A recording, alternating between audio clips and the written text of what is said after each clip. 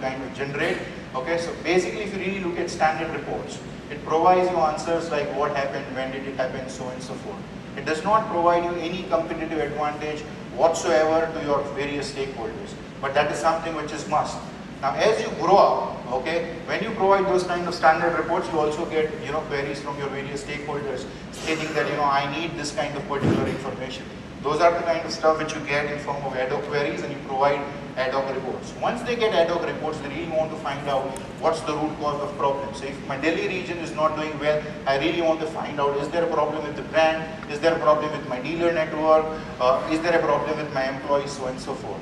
And for this, you generate alerts, so that if I reach a particular event, if a particular event happens, whether it's a performance or non-performance, I get an alert in form of email or an SMS and so on and so forth. So if you really look at these 4 steps, it allows you to react to an event which has already happened, right? It's must but not a good place to stay in there.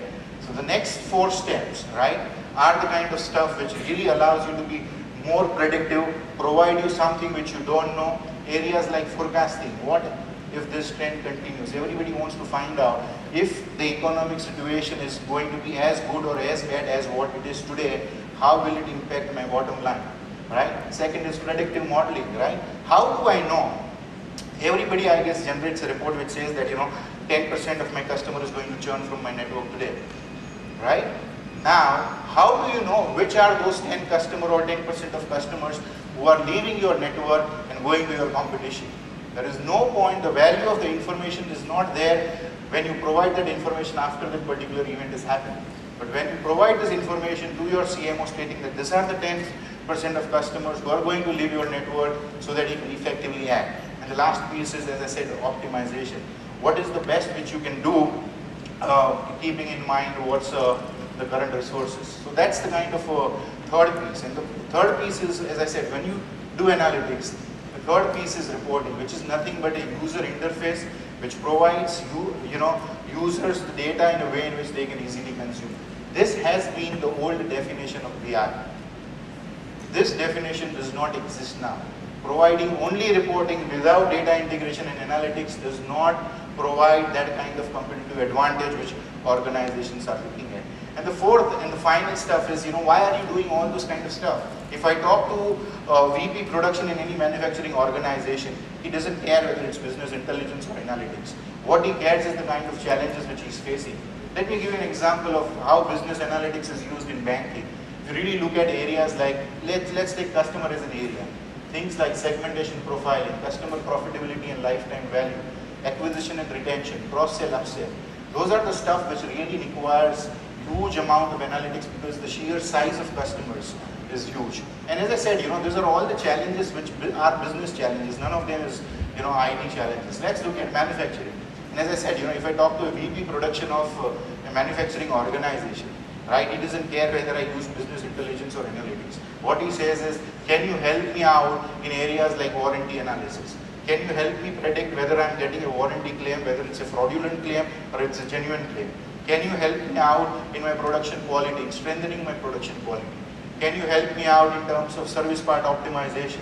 Those are the real core hard challenges. And as I said, it doesn't care which technology or what kind of jargon we use.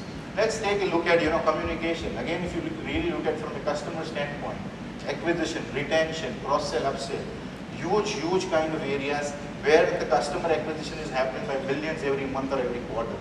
Right? How do you kind of ensure that you leverage analytics to augment your other initiatives? So that's basically, I thought I will kind of share with you from a business analytics framework perspective. The last piece I thought, is very important, which gets often missed out, and whether do you have right culture in your organization. I've been talking to a lot of you offline, and one of the things which we normally get back is that tool is fine, but at times my users don't embrace it. We don't have that kind of leadership in our organization, or the leadership feels that gut feel is the best way to kind of drive business. And to be very honest, the biggest competition to analytics is still a gut feel kind of stuff, where leader feels that he's grown to a particular stature based on his wisdom. And we clarify that this does not deprive anyone from taking decision. It actually provides an additional data validation point for actually customers to take those kind of decisions. Second is, as I said, do you have that kind of right culture? How empowered are your users for embracing those kind of initiatives? And this does not apply only for business intelligence. This applies for any IT initiative which you have or which you are embarking in your organization. It's something which is very, very important but often gets missed out. How many times, and one of the recommendations which we have to a number of customers where we consult is start small, don't be too ambitious, start small, demonstrate success and communicate success.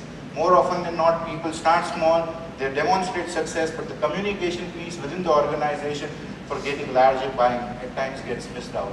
So that's the third piece. Lastly, on concluding, what are the kind of key success factors? As I said, it's absolutely important for an organization to really explore possibility of competing on analytics. And Mr. Ramani did mention about who decides as to what intelligence is required. I don't have a firm answer, but I can definitely tell my personal answer. I always said that the CIO's definition of a CIO should change from Chief Information Officer to Chief Intelligence Officer and then gradually to Chief Innovation Officer. And I personally believe in that because if you really look at it, if there is one single persona within the organization who's got a greater grasp of all the business function within that organization, remains CIO. Second is he also has all those kind of understanding of technology in terms of how that understanding can translate into creation of intelligence which can really create competitive advantage. So Mr. Ramani, I don't have a firm answer, but that's my personal take, that you guys, the guys out here, are in the best position to really fulfill that goal. Let's not wait for somebody to be identified who will play that kind of role. Let's take that kind of leadership and do that. Second is, as I said, whether you call that initiative as a business intelligence initiative or an analytics initiative, make sure that there are 2 or 3 things which are already baked in. One is analytics has to be an integral part of that. And before you embark on analytics, make sure that the quality of data, is absolutely correct. I haven't seen any organization who's got a great intelligence on a bad data. It doesn't work that way. So it's absolutely critical to kind of do that. Second is, let's not look at analytics as a project. And I actually at times hate when somebody says, okay, we have an analytics as a project. It doesn't work that way. You are doing analytics because you want to sell certain business challenges. And business challenges will keep on continuing in your organization. So it's a kind of process. Identify a couple of them, resolve that, and then kind of move on to the next one. There is an interesting quote. This is my last slide. I am well within 20 minutes timeline. So it's an interesting quote which I really picked up from McKinsey. It says that the business landscape has changed fundamentally. Tomorrow's environment will be very different, but no less rich in possibilities for those who are really prepared. I guess the decision or the kind of the question which we have to answer is, are we prepared to seize those kind of initiatives? And that's something which you can ask and you can answer yourself. Thank you, ladies and gentlemen, very much. I was thinking that, is this the subject which probably many of us, we are not aware of? Is this the subject which probably we need to understand? Clearly the answer came no. These are the things which we are utilizing in our day-to-day life on a daily basis. Just to give a quick